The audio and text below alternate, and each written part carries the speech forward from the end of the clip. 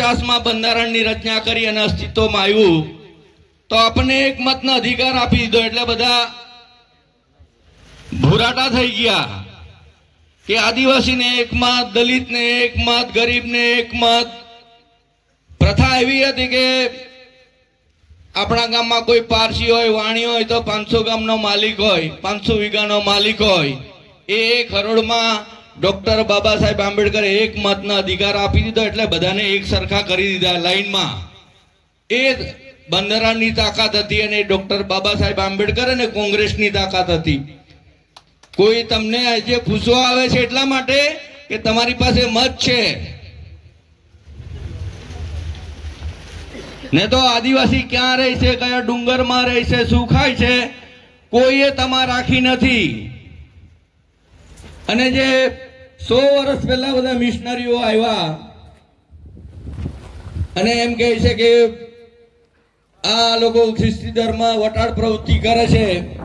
5000 વર્ષથી સાલથી બધા મંદિરોમાં બેસતા હતા. આપણા બધા બાવાઓ જાડા જાડા થઈને લાડુ ખાય, ઘી ખાય. કોઈએ આદિવાસીને કોઈને દવા આપી છે? કોઈને પૂછ્યું છે કે તું કા રહી છે, શું ખાય છે? લંગોટી ભેર આપણને કરી દીધા. એ આપણને પ્રથાનો વિરોધ છે, સિસ્ટમનો વિરોધ છે. એટલે બધા જાગો. આ હાઇડ્રો પ્રોજેક્ટ અહીં કરશે. કેટલા 18 ગામો, 18 ગામોથી વધારે વિસ્થાપિત થશે. હમણાં હું જોતો આવ્યો છું ક્યાં રહે છે, કેવી રીતે રહે છે. આપણા અડધા લોકો બધા શહેરોમાં હોય, સુરતમાં હોય, વડોદરામાં હોય, અમદાવાદમાં હોય. 4 મહિના આવે ઘરે. ક્યાં છોકરાઓ ભણે છે? ડેમો બધા કર્યા, લોકો શેરડી પકવે છે અને એ લોકો બધા અમેરિકામાં રહે છે. આપણા લોકો જે લોકોએ જમીન આપી પાણીમાં ડૂબમાં ગયા, એ લોકો થોડો વિસ્તાર હોય, આવું જગ્યા હોય તો ઝૂંપડા પાડીને રહી છે. આપણી બહેનોને જોઉં છું કે આખો ઘરનો સામાન માથા પર હોય, તમારે 2 છોકરા હોય અને હાથમાં કોઈ તો લઈને આ ગામડે રખડે છે. આપણી જાત ભૂલાવી દીધી. જે કામ કરતા હતા એને કોઈ તો કરી દીધો, માણસ પણ ગણતા નથી. એવી આ પરિસ્થિતિ છે. એટલે આપણી ઓળખ, આપણી અસ્મિતા આપણે ગુમાવતા જઈએ છીએ. જ્યાં સુધી આપણે જાગીશું નહીં, કોઈને ભરમાવામાં મફતમાં પડીશું તો આપણે આ પરિસ્થિતિ થવાની છે. કોંગ્રેસની સરકાર આવી તો ગણોત્યા ગણાવીને આપણને જમીનના માલિક બનાવ્યા.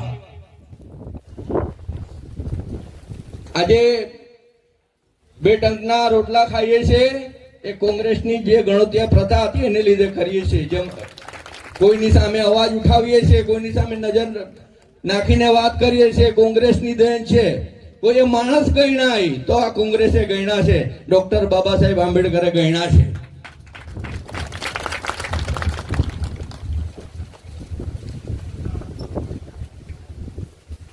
પરિસ્થિતિ હજુ વિકટાવવાની છે.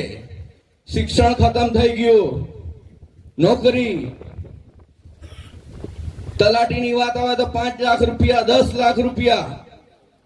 ફોરેસ્ટર, જેને શાક ને ખાખરો ખબર નથી એ આપણો ફોરેસ્ટર.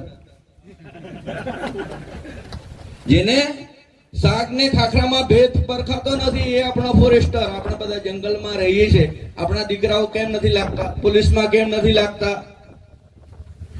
જેને વજન 35 કિલો એ આપણો પોલીસ. દંડો લઈને ઉભો હોય. આ બધા હટ્ટા કટ્ટા 1000 મીટર દોડી આવો અને પરીક્ષા આવે તો એક્ઝામમાં ફેલ થયો. કેમ ફેલ થયો? પૈસા નથી. 5 લાખ 10 આપવાના. જે મા બાપ મજૂરી કરીને કરે છે, ગુજરાન ચલાવે છે, વીઘું 2 વીઘું કોઈને ગીરવે મૂકીને તમને ભણાવે છે, એ 10 લાખ 15 લાખ આપવાના આવે તો ક્યાંથી આપે? એટલે છેલ્લે એમ કહે કે કઈ નહીં, ભેંસ ચારજે. એવી આપણી આ દયનીય પરિસ્થિતિ છે.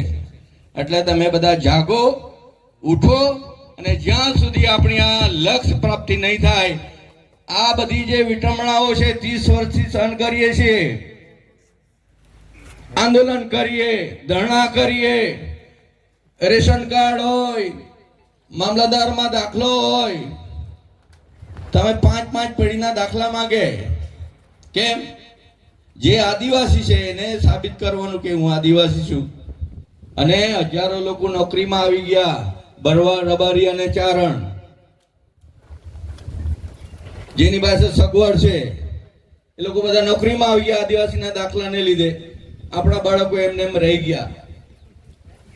તમે MA, BEd, graduate, diploma, engineer થઈને પ્લાસ્ટિકની થેલી લઈને તમે સર્ટિફિકેટ લઈને ફરો છો દાખલો કઢાવવા. પેલા મામલતદારમાં જાય તો પૂછે કે શું પરિસ્થિતિ છે, પેલાને દાખલો મળી જાય. તમારો બાપો ક્યાં હતો, તમારો દાદો ક્યાં હતો, એનો દાખલો માંગે છે ને કે એમાં જ આપી દે છે.